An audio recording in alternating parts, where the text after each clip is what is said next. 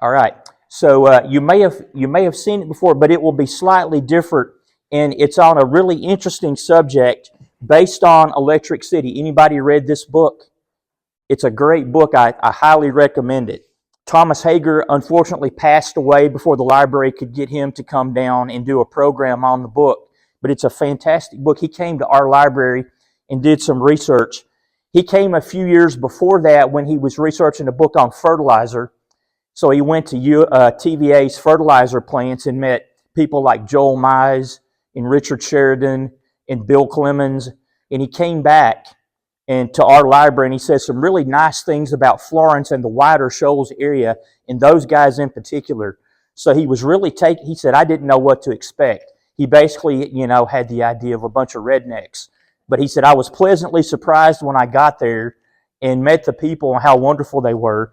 And he wrote the book, Electric City, The Lost History of Ford and Edison's American Utopia, which my program will be on the local impact of Ford and Edison's utopia, and I've called it The Twin Wizards at the Muscle Shoals, the local impact of Henry Ford's dream of an electric utopia. Because people in 1921 referred to Edison and Ford together as the Twin Wizards. They were captains of industry, especially Ford. They were inventors. They knew about science. So they had the nickname the Twin Wizards. Everyone knows about the economic and practical benefits the creation of TVA in 1933 has brought to the Shoals area. I don't even have to say that. However, the Tennessee Valley Authority, and I also don't have to say this either, but the TVA was not created in a historical vacuum. If Henry Ford's planned 1921 bid to purchase the nitrate plants in Sheffield, complete construction of the Wilson Dam, then lease it from the U.S. government, and use them to power an electric utopia 75 miles long with 1 million residents stretching from Florence in Lauderdale County all the way to Huntsville in Madison County. Had that been successful, it's doubtful whether the federal government would have chosen the Muscle Shoals as the site for TVA in 1933. So without realizing it, Ford's failed bid was the impetus for the creation of what we now know as the Tennessee Valley Authority. We begin with this quote where Ford said, quote, the destiny of the American people for centuries to come lies at the Muscle Shoals. And again, we've seen, this is a picture of Thomas Hager in the book, which they have at Books A Million. They have them at Court Street Books on Court Street. They have this paperback and the hardback. The paperback's a little bit cheaper. You can get them on Amazon, eBay. Very good book. Highly recommend it. Well, Wednesday, June 15th, 1921, Florence residents were kind of shocked when automobile magnate and industrialist Henry Ford showed up unexpectedly in Florence for a surprise inspection tour of the Wilson Dam and the U.S. government nitrate plant number 2. Ford came to Florence accompanied by his chief engineer, W.B. Mayo, former Sheffield, Alabama civil engineer, Mr. John W. Worthington, and W.H. Courtney, chief engineer of the L&N Railroad. So pleased was Ford with what he saw at the Muscle Shoals, Ford stated that he, quote, expected to visit Florence frequently, unquote. In return, he did, this time on Saturday, December 3rd, 1921. And on the second trip, Ford brought with him the great inventor Thomas Alva Edison. But before we go back to that December trip, we need to go back in time a few decades to the Muscle Shoals Canal and the precursors of the Wilson Dam nitrate plant projects. Construction of the first of 2 Muscle Shoals canals was begun in 1831 and completed in 1836 at a cost of $6,044 in change and consisted of 17 locks. However, due to a limited approach at both ends of the canal, few boats used it, and this, coupled with a lack of additional funding, caused the whole project to be scrapped by the government in 1838. But after the Civil War, in 1875, the United States Army Corps of Engineers began to build a second Muscle Shoals Canal, which was completed in 1890 under the command of Lieutenant George Washington Godels, later General George Washington Godels, whose name you may also know as the man that built the Panama Canal. The canal would allow riverboats to safely travel up the Tennessee River without having to go over the treacherous Muscle Shoals. And when he was queried about his career after his retirement, Godels is reported to have said that in his mind, the Muscle Shoals Canal was a bigger engineering feat and a bigger deal, a bigger feather in his cap than even the Panama Canal, which kind of surprised me. Of course, most of the canal is flooded now, but you can still see parts of it along the riverbank. In 1899, Republican President William McKinley signed a bill introduced by Civil War and Spanish-American war vet and Democratic Congressman Joseph Fightin' Joe Wheeler that would have authorized the building of a dam at the Muscle Shoals. However, the necessary funding couldn't be raised. And 3 years later, another bill for the creation of a dam and power station at the Muscle Shoals was vetoed by President Theodore Roosevelt on the grounds that the bill didn't protect the interests of the federal government, which is kind of interesting that a Republican president would say that, but times have changed. Well, this is America's Gibraltar, Muscle Shoals. This is a study that was done by the federal government when they were contemplating all of this. And it has in it Senate document number 442 being an extract from section 124 of the measure entitled "A Bill to Increase the Efficiency of the Military Establishment of the United States." And so they were looking at this through the eyes of the War Department. You guys have all heard of the Rock of Gibraltar, which was a British possession. They used it, it was part of the British fortification. Well, that's how they were billing the Muscle Shoals. This is America's Gibraltar. That's how they could sell it to people. And so that booklet, which I also have on the table from the library in Florence, it has that Senate document. With World War I came an urgent need for the production of the synthetic nitrates used in nitrate explosives. To that end, construction on Wilson Dam and the two nitrate plants began in 1918. A number of sites were originally in the running. However, President Wilson chose the Muscle Shoals, signed the bill authorizing construction, and the dam was named after him. The new dam was known as Dam Number 2. Now, there was a smaller Dam Number 1 that was a small navigation dam built in the canal near the west end of Patton Island. Plans also called for the creation of 2 synthetic nitrate plants in Sheffield, along with 2 power-generating steam plants. Construction on nitrate plant number 1, and this is a photo of the ceremonies for the groundbreaking, the beginning of the construction on March 13th, 1918 at plant number 2 in Sheffield. Construction on nitrate plant number 1 in Sheffield was completed using the German Habler process. However, several complications impeded that plant's full operation, including its inability to operate at the required pressure of 200 atmospheres at 500 to 600 degrees Celsius. Most importantly, ammonia synthesis could not be sustained due to the lack of a sufficient catalyst. And this is chemistry, and I don't pretend to understand the science behind it. But basically, they couldn't get it to work. So nitrate plant number 2 was completed just in time for the signing of the armistice, which ended World War I.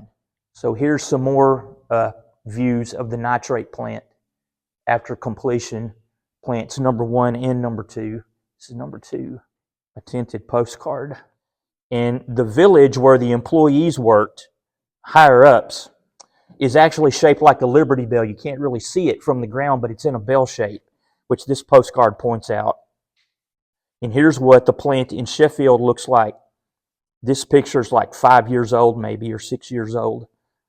So they've got some historic markers out there to set it in its historic context. Now here's some construction photos from the Wilson Dam. This, I believe, is from 1918, from the U.S. Army Corps of Engineers. There's a lot of great images on the web. This is from one of the progress bulletins, Progress Bulletin Number 2, Electric Power from the Tennessee River, Muscle Shoals, Alabama, Construction Progress, from December 1st, 1924, showing the massive construction of that dam. And here's another one when it's a lot further along in completion, and it's actually, they've gotten some water added by this point. And I added these just for sheer scale. The guys in the photo, and then everything around them. It's huge apparently. And in this one, you really get a sense of scale. From another one of those bulletins, you see the guy in the mouth there? That's just massive. Well, ironically, the headline from the Saturday, November 16th, 1918 edition of the Nitrate News proclaimed that the recent armistice signed with Germany would not impede work on the nitrate plants at Muscle Shoals. But as you all know, it kind of did. It had a lot to do with it. By 1920, the Republican Congress initiated a series of hearings into alleged waste and mishandling of the hurried wartime construction of the dam and nitrate plants by the Democratic Wilson administration, and they found out that the government had spent some $167,163,296, about $167,163,296, about $5 billion in today's dollars, for two idle nitrate munitions plants and an unfinished dam. The project, as I've said, at that time was still a part of the War Department, so Secretary of War John W. Weeks was charged with finding anybody, to take it off the government's hands and do something with it. Enter Henry Ford. Now, some insist that J.W. Worthington came up with the idea first. Other writers said that General Lansing Beach of the Army Corps of Engineers had the idea first. But it was decided to offer the complex to Henry Ford, who it turns out had already been thinking along the same lines. So Alabama native John W. Worthington had been a civil engineer who came to Sheffield in Colbert County in the late 1890s. Founded in 1885, at the time, Sheffield was supposed to be the Birmingham of Northwest Alabama. That never quite worked out the way they intended either. In 1906, Worthington and another civil engineer, Frank Washburn, founded the Muscle Shoals Hydroelectric Company, which was eventually bought out by Alabama Power in 1913. And in 1907, Washburn founded the American Cyanamid Company, which built the nitrate plants in 1917-1918. So you can see some of the connections starting to build. Earlier, in March of 1921, a man named James Russell Jr., who represented himself as a representative of the Negro Syndicate Press Bureau and the only African-American journalist to sit in the congressional press box, toured the nitrate plants in the Wilson Dam with African-American officials E.H. Fields of Sheffield and Borough Principal Professor George N. White of Florence, accompanied by former Florence Mayor Colonel Cyrus W. Ashcraft and former Mayor of Florence, the Honorable Lee Glenn, who at that time represented the Florence Chamber of Commerce. Now, James Russell indicated that African Americans in the South formed a large part of the population, but were chiefly engaged in agriculture and as a class were very poor.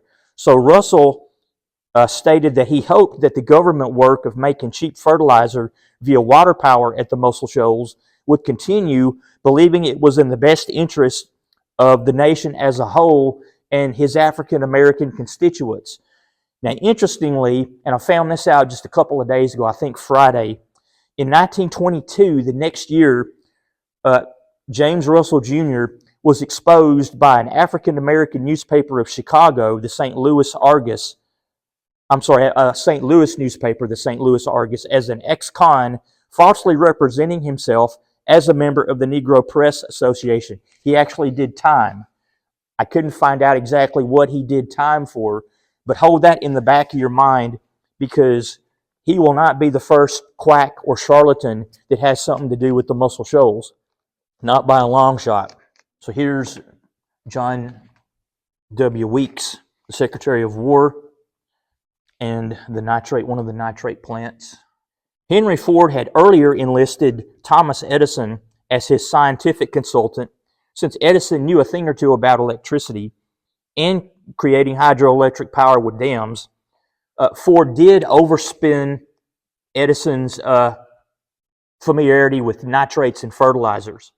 So Edison kind of had to fudge his way through talking about nitrates and fertilizers. but it was Thomas Edison, one of the twin wizards.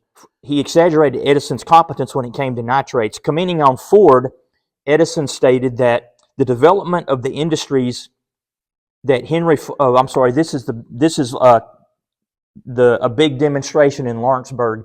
When Lawrenceburg found out that Henry Ford and Thomas Edison were looking at the Muscle Shoals, just 45 minutes south of them, they thought, okay, this is interesting. So everybody really began to take notice by that point. So Edison, commenting on Ford, stated that, quote, the development of the industries that Henry Ford proposes to establish at Muscle Shoals will not only give employment to hundreds of thousands of men, but it will increase the wages of everybody in the South. I never saw anything like Ford's restless activity. I told him when I saw him Saturday that if there were 500 men like him in the country, we should have St. Vitus's dance. He's a wonder. He is that rare combination of natural mechanic and businessman. And you all know what St. Vitus's dance is, that nervous condition or medical condition that makes you jump and twitch. So that's how Edison described Ford and his restless energy. Ford, upon the suggestion of John W. Worthington and/or General Lansing Beach of the U.S. Army Corps of Engineers, who was the government's chief dam builder, conferred with Secretary of War John W. Weeks and put in an official bid with the government, with the War Department, to purchase the Muscle Shoals. Now, Ford bid $5 million for the two nitrate plants and estimated that the U.S. government could complete the dam at a cost of $28 million, which was way below the government's official estimate of $48 million. Ford also estimated a mere 2 years till time of completion instead of the 4 years that it actually took to finish the dam. It was only finished in late 1925, early 1926. Ford said he could pay back the $28 million through a 100-year lease, paying the government 6% per year, which would generate the $1.7 million in income for the federal government for 100 years. And Edison endorsed Ford's bid, but Ford's lowball bid would give the government and Ford problems. Of course, Ford kind of got into it. Ford said, tell them that if the Ford organization takes over the Muscle Shoals development, the country roundabout will experience a wave of great prosperity. In and around these cities, property values will greatly increase. There will be many more opportunities to sell. And he really believed that, and everybody in the area, or just about everybody in the whole area, caught Ford fever. Didn't take very long at all for everybody. Even nationally, people got Ford fever. People that the nitrate plants did a little bit to put Florence on the map during World War I when they were being constructed. But even people that had never heard of Muscle Shoals or the nitrate plants, they knew who Henry Ford was. So when word got out that the Muscle Shoals was up for grabs and that Henry Ford might be interested, others began to take notice as well, like the Dodge Brothers Motors Company, who sent their agency director, H.R. Lyons, quote, close on the heels of Henry Ford, unquote, to inspect the Muscle Shoals the week of June 24th, 1921, shortly after Ford had left to go back to Detroit. And this is the Dodge Brothers with the article about their guy coming down. And that is the symbol, the logo from the old Fred's building, which everybody thinks is a Star of David or a Masonic symbol, but it's actually the original Dodge Brothers motor symbol. Because in 1921, the Tennessee Valley Motor Company, a Dodge dealership owned by Edgar Kuntz and J.L. Titus, had a showroom a dealership in that building. The Dodge Brothers came down to check out the situation, or their representative did. Well, again, everybody got Ford mania. The newspapers ran ads favorable about Henry Ford, speculating on what he would do. This one is from the Florence Herald. People of the Tri-Cities glad Ford interested in nitrate plants and dam. And as soon as they got wind that Ford was coming back, they began plans to roll out the red carpet. So all the local newspapers covered Ford's impending visit and speculating on exactly what it would mean. Everybody knew it was going to be historic, that this is something to tell your kids and grandkids about. So on Saturday, December 2nd, 1921, the twin wizards, Ford and Edison, came back to Florence. This was Edison's first trip. Ford came back.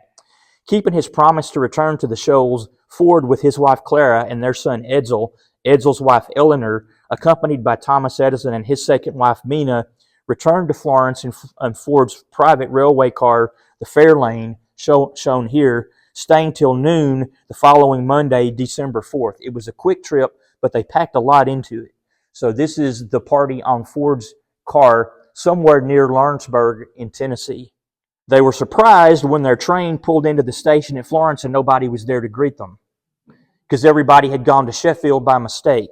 So everybody hurriedly goes back over to Florence, and eventually the Fords and Edisons were met by a, quote, tremendous crowd, estimated as not less than 2,000 people at the depot in Florence. And Edison warmly greeted the children and shook hands with several people. And after an hour for lunch, a fine lot of quail delivered to some unnamed local resident to the Ford rail car, which the paper called a local admirer, the Ford party left to inspect the dam and the nitrate plants. So this is a shot inside the Fairlane and some shots inside the car, and part of the article where some unnamed Florence worthy, who was a Ford admirer, presented with them with a fine lot of quail, which they dined on. Because I got a query at the library, well, what restaurant did the Fords and Edisons eat at while they were here? Well, they ate on Ford's car, which I'm sure had a private chef. Ford came to view the Muscle Shoals project in person. He did this with the aim of buying the two defense plants from the government and having the government complete construction of the dam. Then he would lease it, as we've seen. Ford told Shoals residents he was a great believer in water power, that he used it whenever possible, that he'd already built many of his plants as close to water as possible. Quote, water power made my profits, unquote, Ford said. Ford ultimately wanted to use the hydroelectric power generated by the dam and the nitrate plants to power his industries. But when asked whether he was going to just do another version of Detroit in Alabama, he said, no, I've got a plant that's turning out 1 million Ford Model Ts already, and I'm about to start mass producing my Fordson tractors. I got other plans for the Muscle Shoals. Ford envisioned a huge metropolis, 75 miles long, stretching from 7 Mile Island in the Tennessee River all the way to Huntsville in Madison County, running solely on electric power rather than coal power. This giant city would supposedly employ 1 million people and would be a modern, decentralized regional industrial center, but also a utopia of culture, education, and recreation. Significantly, Ford's new city would consist of a series of small towns or villages, each powered by electric factories, and all connect, so no coal at all. Electric factories all connected by modern highways and telephones. What author Thomas Hager describes as, quote, a ribbon city along the river, with workers scattered over a green landscape commuting to their jobs. When questioned by local reporters on Sunday afternoon, Ford stated that his life's work had been to abolish war. That's really why he was interested in the Muscle Shoals. The only reason Ford voted for Wilson before World War I is because Wilson was a peace Democrat. And so Ford insisted that he was for peace. Ford told attentive reporters of the Florence Times that if his proposal was accepted by Congress, it would abolish the gold standard, which Ford believed was the root cause of all wars. Quote, liberate business from slavery to gold as a basis for currency, and you break all wars. And you break the money brokers' control of world affairs, Ford said. Gold, Ford stated, could be supplanted by what he called the energy dollar, produced by water power and other energy resources. His new dollar would, quote, break the stranglehold of Wall Street. So if you displace gold as the standard, you could eliminate war, Ford said. But it wasn't really even necessary to abolish the gold standard, only to issue redeemable, non-interest-bearing currency instead of bonds with their heavy interest charges when the government needed to fund a project. Ford also insisted that he didn't need or want to own the Muscle Shoals, but only wanted to finish and develop it so that it could serve the public benefit and never could be exploited for private ends. So Ford passed himself off as Uncle Henry, and that's how people referred to Ford also, as one of the twin wizards, but also as Uncle Henry. He's He raised himself up by his own bootstraps. He started out as a poor young farmer's son, and look where he is now. So Ford always, his PR always spun Ford as, helping the little guy. Anything I can do to help the little guy. The government's wasted all this money on these plants that aren't even finished. They're just sitting there. This dam's not even done. I can do something with it, and it'll help everybody. So a delegation of Tennessee officials led by Governor Taylor joined the Ford Edison party at Nashville and traveled with them to Florence aboard another special rail car. Sunday night, a delegation of 10 prominent citizens of Birmingham showed up for the purpose of welcoming the Ford Edison party, and they endorsed the Ford bill. So even as far south as Birmingham, they were endorsing the Ford plans. So the next day, that Sunday, Ford was seen in East Florence, quote, bareheaded and alone, unquote, astounding locals as he, quote, wandered throughout their business section, dropping into stores and meeting people on a basis even as you or I, unquote. Hey, my name's Henry Ford. I don't know if you've heard of me, but I run a little car deal up in Detroit, and I'm looking at these Muscle Shoals. Can I tell you about that? And people ate this stuff up because he, again, presented himself as, the savior of the little guy. So he just wandered, and I don't know that he actually went to Florence Ice and Coal on Etna Street in East Florence, but it's a cool photo, and it's possible that he might have. But he just walked in, hey, I'm Henry Ford. Let me tell you about the Muscle Shoals. All of which is extremely interesting because Ford had decidedly anti-Semitic beliefs.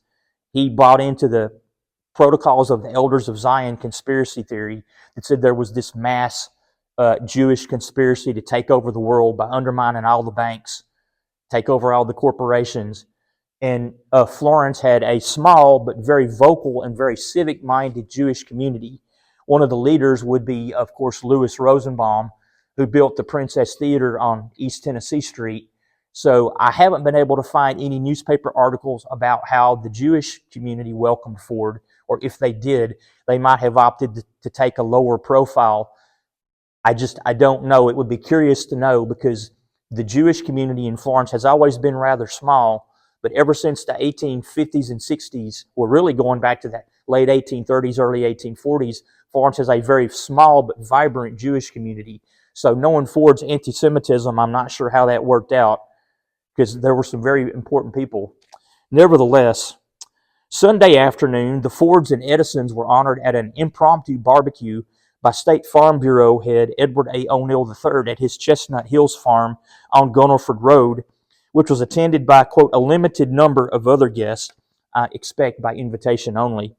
Later that afternoon, Ford's party was driven to the Muscle Shoals Canal, then back to Florence, where they took a brief rest at the home of Florence Mayor Cyrus W. Ashcraft, and who you also see in that photo.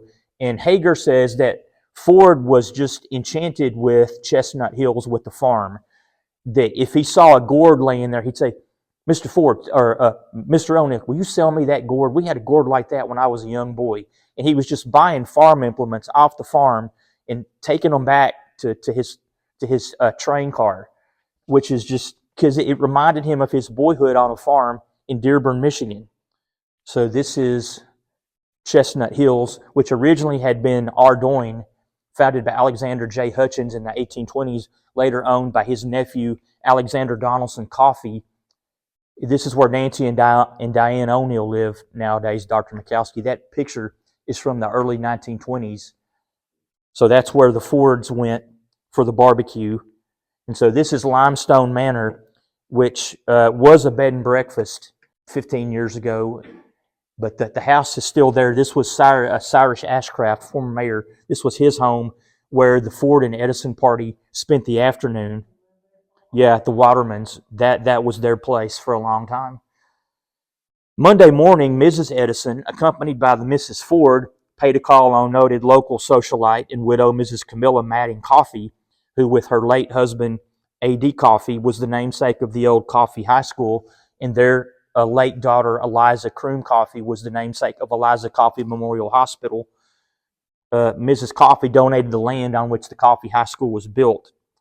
She hosted the Fords and Edisons at her home on Wood Avenue.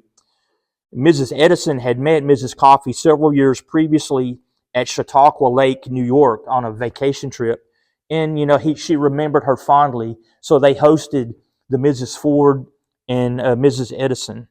And there's one photo of Henry Ford looking out over the dam at the Muscle Shoals, or the smaller dam on the canal. And you can imagine what may be going through his mind at that point. Of course, Ford insisted that he didn't want any railroads.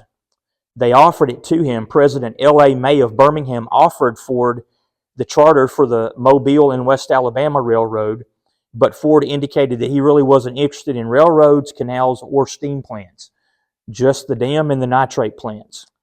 Now, in 1921, according to the U.S. Census Bureau, the urban population of the Muscle Shoals District, which consisted of the three cities of Florence and Lauderdale County, Sheffield and Tuscumbia in Colbert County, because remember, Muscle Shoals hadn't been founded yet.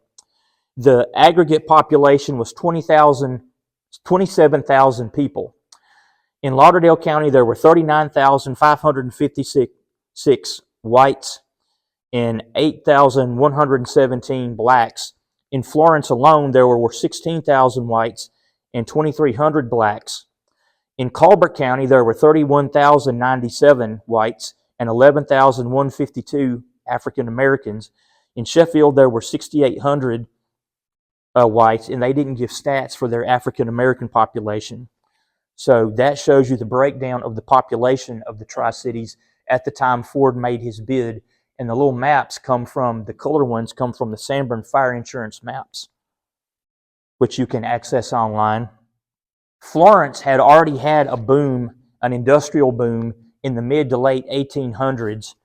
The newspaper article is plants already located in Florence, Alabama from Saturday, June 22nd, 1889. Florence Herald talking about the 50 or so plants that had already located in Florence. A lot of them were in East Florence, like the stove foundry, the pump and lumber company, the bucket factory, especially the wagon works and the stove foundry. The wagon works eventually was founded in 1889. It came here from Atlanta. It went until 1941. The stove foundry went until the early 2000s. Those two in particular really put Florence on the map, but it was kind of short-lived until World War I and the construction began on the nitrate plants. Then again, when Ford casts another spotlight on the area, we start to sort of have another sort of mini economic boom, if you will. In December of 1921, a lady named Mrs. Roy Cooper of Sheffield urged all area residents, black and white, 21 years of age or older, who supported the Ford bid to write their congressman saying so. And the paper, as far as I can tell, never said whether anybody did that or not, but they were encouraged to. And national newspapers and magazines like Scientific American got in on this. So the Scientific American published this drawing, a bird's eye view of the Tennessee Valley neighborhood. So everybody, Ford, if he wasn't a household name before because of his cars and tractors, he was by this point. Ford, upon the suggestion of John, as we've already seen, put in his bid, but he underbid. $28 million for a $48 million dam, $5 million for the two nitrate plants. It was just way underbid. But Ford stuck to his guns. And so they started putting out publicity materials like this that I found on the internet, getting people on board with it. But at the same time as Ford Mania was taking off in the Shoals and around the country, not everybody apparently was quite as on board with Ford as other people. I found this Everything Fine in Kansas City slide. It's a poem allegedly written by someone named Sim Pickens. I don't know if this is a real person or somebody writing under a pen name or if it's meant to be a joke. But one local resident, apparently Sim Pickens, couldn't wait on Uncle Henry and had moved to Kansas City by September of 1921. So the Florence Herald published a poem supposedly written by this person, the first stanza of which read, "I've just arrived in Kansas City, found everything just fine. I believe I'll cast my anchor here and travel on the line. I left Florence, Alabama, because I could not pay my board. I've done like hundreds of others who depended on Henry Ford." So not everybody was expecting that Henry Ford could deliver on his promises. So I don't know if that's a joke or not. It's interesting. Sensing how the wind was blowing, the realtors of the Tri-Cities immediately began to organize into a Muscle Shoals real estate board, with Florence real estate agent Walter H. Glenn as president and Sheffield realtor E.P. Gaines as vice president, with Sheffield realtor W.E. Sanford as secretary-treasurer. John D. Whedon, who lived at the Whedon home or Sweetwater, which has been in the news lately, he was a real estate developer, and he caught Ford mania, so he started designing subdivisions and developing flyers, pushing the Ford bid. And some of the local newspapers, like the Florence Times, added a Wilson Dam section to their paper. The Florence Times went from 8 pages to like 16 pages. They added a second section, which was primarily concerned with Muscle Shoals news, dam progress, real estate sales, and that kind of thing, which continued throughout the Ford bill. Well, one man named Mr. B.B. Garner, actually a county commissioner, sold his 26 acres, including Stewart Springs in West Florence. If you know where Wildwood Park is, that was where Stewart Springs was located before the Civil War. B.B. Garner owned it, and he sold it for all 26 acres for $10,000 to Dr. C.N. Martin of California, who intended to build this ginormous sanitarium, but apparently it was never built, like a lot of things that were planned and never happened because of the Ford bill. Well, even Russellville in Franklin County, they didn't want to be left out. So some of their realtors advertised that Henry Ford will need raw material. Russellville and Franklin County have that material. Why pay more for your real estate, city and farm property when you can buy here for less? So they were advertising, check out our property at Russellville. Now things began to happen immediately in the Shoals after Ford made his bid. There was an immediate boom in real estate. Property was snatched up by investors from cities like Detroit, Philadelphia, Kansas City, Los Angeles, New York, Johnson City, Tennessee, Birmingham, Montgomery. 2 ladies from Detroit, the Johnson sisters, were cheated by a Chicago real estate firm which had bought a big parcel of land near Nitrate Plant Number 2 for about $250 an acre. They broke it up into lots and sold it. After getting the turnaround for the real estate company, these ladies appealed to Henry Ford, who managed to finally get the Johnson sisters the title to their property. Howell and Graves was in this, Hager talks about that in the book. Howell and Graves was a real estate development firm headed by Calvin T. Graves and Albert L. Howell, which has been described by local real estate developer Oscar Medley, quote, as a corporation which had never been. It was a corporation organized in the state of Delaware, maintained in the state of New York for business in Muscle Shoals, Alabama.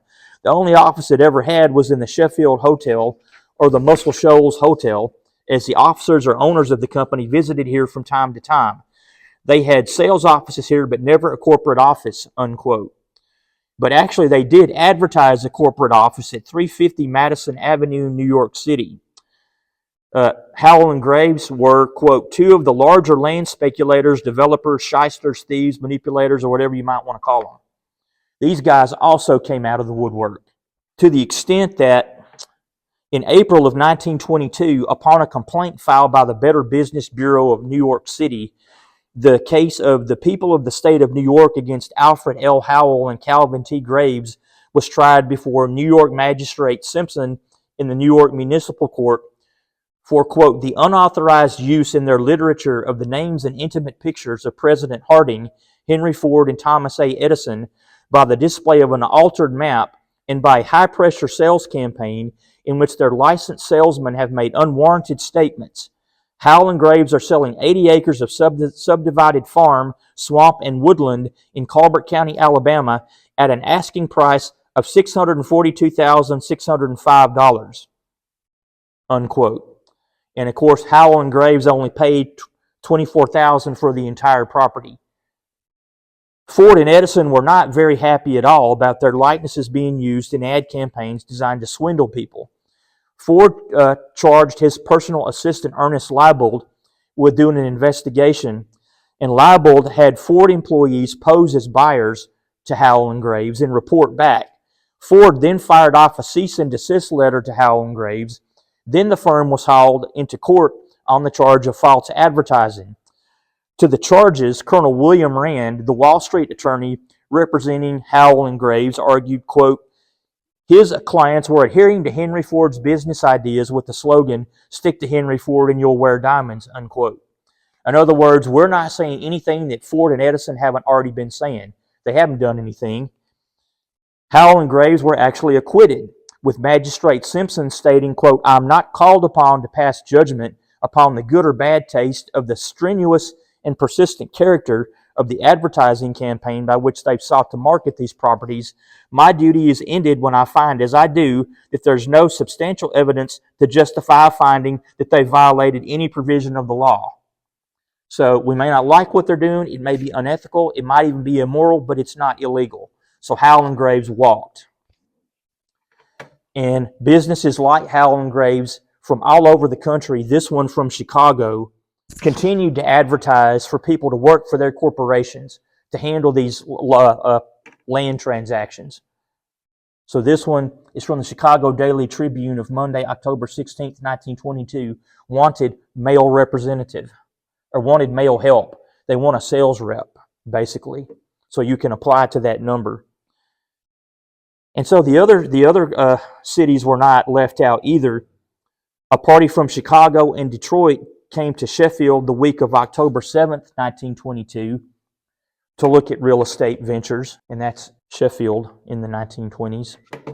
Well, again, people came out of the woodwork from everywhere. Kansas City, Chicago, New York, everywhere, and the newspaper chronicled the real estate deals that were happening.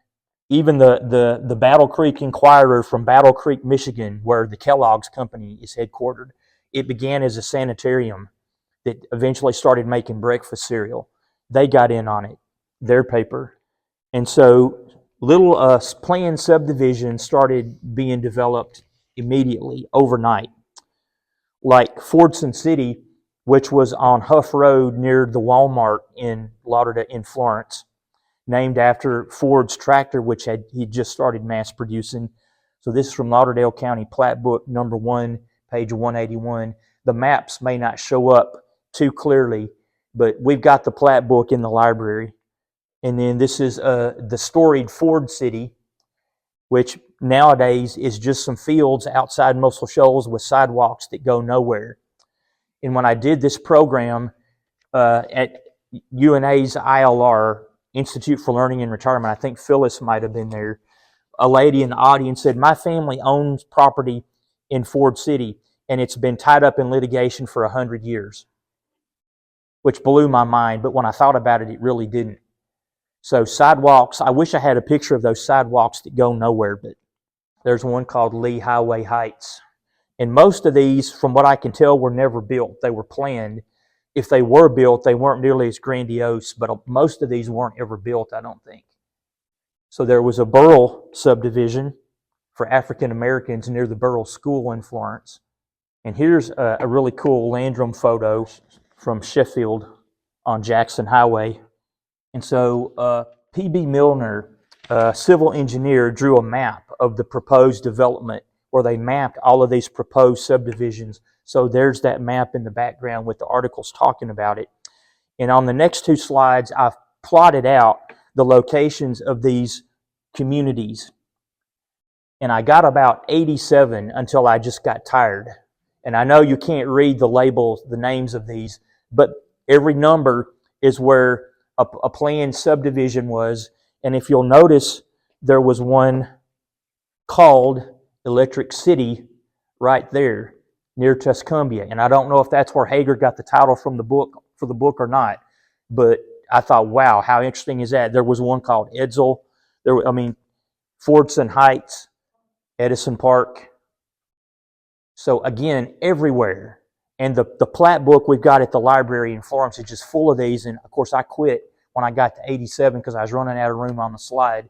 And I was running out of room on the map too in some of those places. So again, I think from what I can tell, most of these sites or these locations, these subdivisions, were never actually built. Now this is really interesting because Phyllis was talking about sidewalks a minute ago. In December of 1922, the Muscle Shoals Land Company authorized the laying of 48 miles of sidewalks in the Highland Park subdivision adjoining nitrate plant number 2 in Sheffield, said to be, quote, the biggest sidewalk contract ever made in North America, unquote. So the article says that some of them had already been put in, but I don't know if all 48 miles was or not. But you can see the location of Highland Park. So there's Highland Park. Or maybe when it floods, because Muscle Shoals does have drainage problems. Well, in November of 1922, the Alabama Mineral Company, with former Florence Mayor Cyrus W. Ashcraft, who owned land in Colbert County, was incorporated, with W.S. McKittrick, Vice President of Nashville, and Tyler Calhoun, Secretary-Treasurer of Nashville, to develop asphalt deposits near Littleville in Colbert County. Ashcraft also incorporated the Alabama Rock Asphalt Company with those same officers, and the unions of the Tri-Cities endorsed Ford. In December of 1922, several investors from New York, Philadelphia, Columbus, Ohio, and Chattanooga came to see the area and look around. They were interested in water power, specifically, and not real estate. Corinth, Mississippi native and famed barnstormer Colonel Roscoe Turner, who in 1923 established the Muscle Shoals Aircraft Corporation, and in 1925 a flight school at Guzmas Field, was in charge of the airfield, and that's him in this slide. He went on to become a world-famous barnstormer. He came in third in the McRobertson Air Race with a local man, Reeder Nichols, who has a mountain named after him. Setting up shop at the Sheffield Hotel in October of 1923, Turner founded the Muscle Shoals Aircraft Corporation, with the company's capital stock being $5,000, which consisted of 500 shares at $10 each.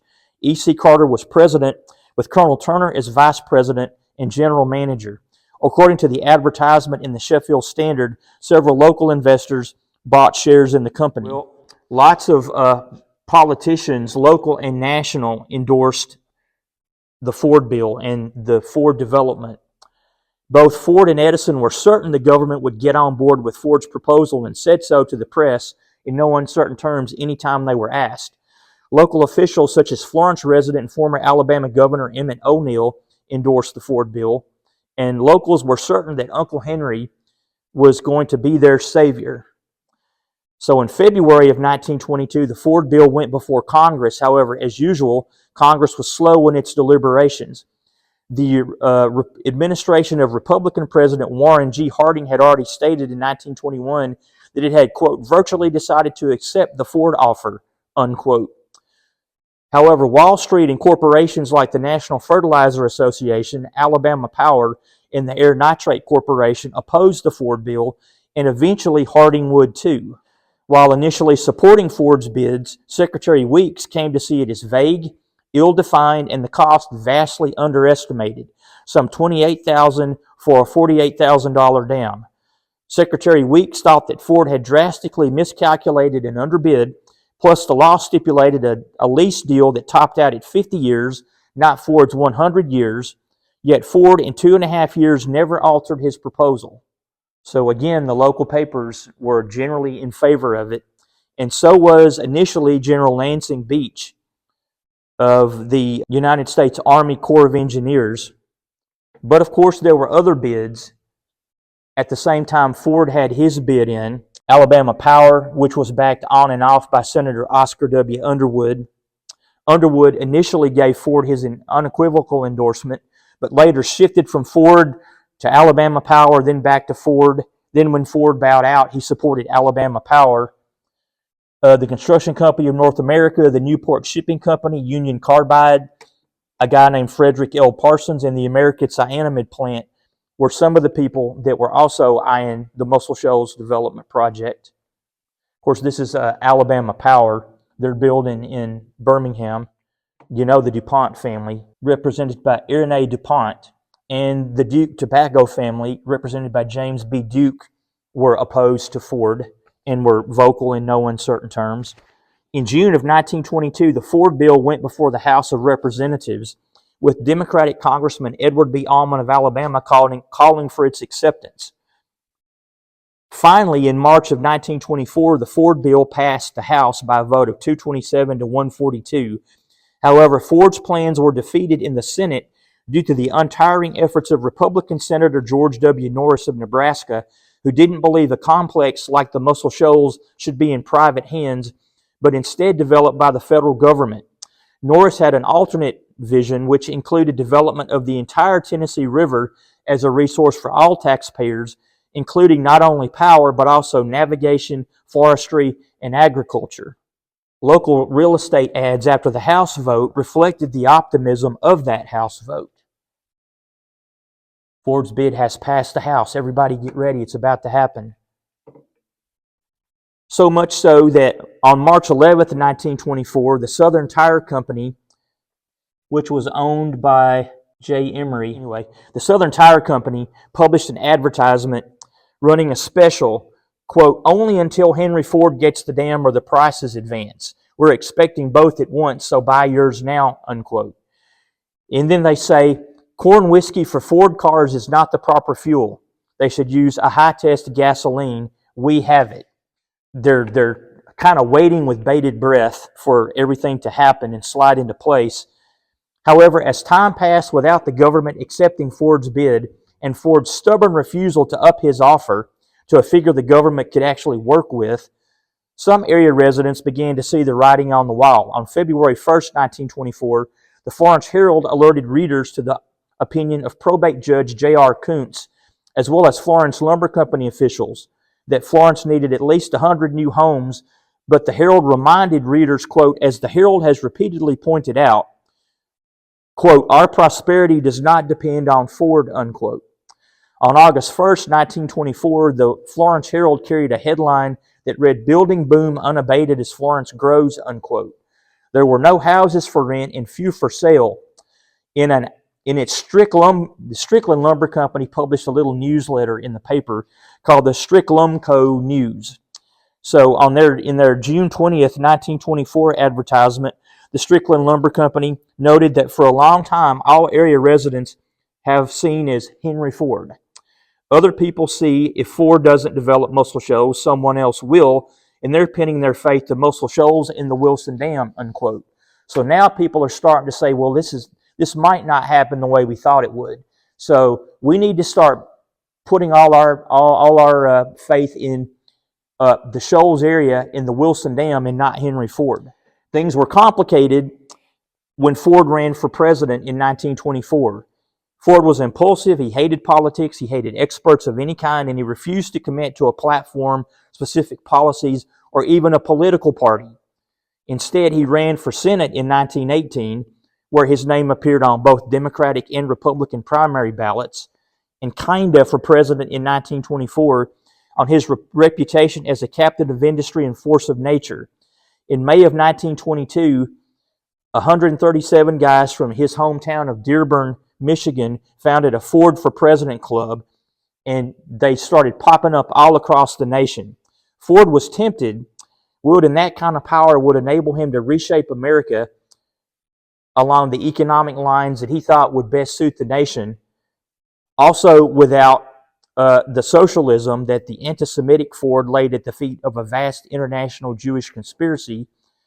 And add to that the fact that Republican Warren G. Harding, whose administration was friendly to big business and turned a blind eye to corporate misdeeds, was doing very little with regards to Muscle Shoals while claiming to be in favor of Ford getting it. If Ford ran against Harding, he might win, and if Harding gave Ford Muscle Shoals, it might increase Ford's popularity with voters, especially in the South, in particular in Alabama. But while the Democrat Ford claimed not to have time to devote to a presidential run, he didn't really discourage his supporters either. I don't really need to run. I don't really want to run, but I guess I can let my name stay on there. So President Calvin Coolidge had in the meantime become president. Upon the unexpected death of President Harding, Coolidge made a deal with Ford that he would use his influence to get Ford the Muscle Shoals if Ford agreed not to run for president. And this quote, Coolidge says, quote, I'm friendly to Mr. Ford, but wish someone would convey to him that is my hope that Mr. Ford will not do or say anything that will make it difficult for me to deliver Muscle Shoals to him, which is what I'm trying to do. So he's trying to do a backdoor deal to get Ford what he wants if Ford will drop out of the election. And Ford seemed to by this time have problems when he spoke about Muscle Shoals, he just wound up sticking his foot in his mouth. But Norris continued his opposition, and so in October of 1924, a frustrated Henry Ford finally withdrew his bid to purchase the Muscle Shoals.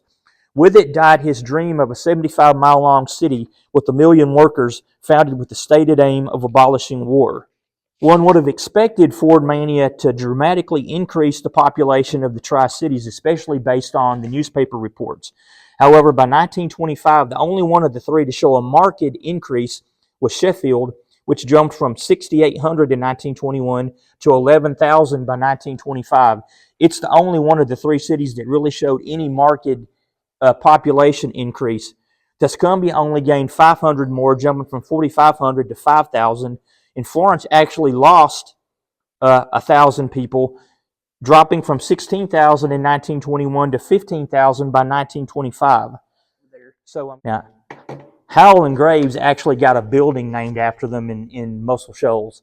The Howell and Graves School Building, which is now the home of the Muscle Shoals City School Board. They got some property from, they basically did a deal with Muscle Shoals. So Muscle Shoals named a building after them. So I'm not going to go into the details of that, but you can read that at the library. But I think it's ironic that the Shyster real estate developers got a building named after them. And American Cyanamid continued to press its bid for the Muscle Shoals, but without any real success. Republican Senator George Norris sponsored the TVA bill. Thus, the Tennessee Valley Authority, or TVA, was born, but not until 11 years later, 1933, after Franklin D. Roosevelt was elected president. Until that time, people in the Shoals area had little use for the senator from Nebraska. For his part, FDR made campaign speeches that, if elected, he would find a use for the Muscle Shoals complex, but needed to see it before he could think about how it should be used. Thus, he made 2 brief inspection tours that were just an hour long, or 2 hours long each time, of the nitrate plants in Wilson Dam, the first on January 21st, 1933, and the second on November 17th, 1934. So, unwittingly, TVA was created out of Ford's failure to acquire the Muscle Shoals property. So here's the signing of the TVA bill on May 13th, 1933, or May 18th, 1933. Senator George Norris is standing just to the left of President Roosevelt. And so real estate development was one of the things that never slowed down.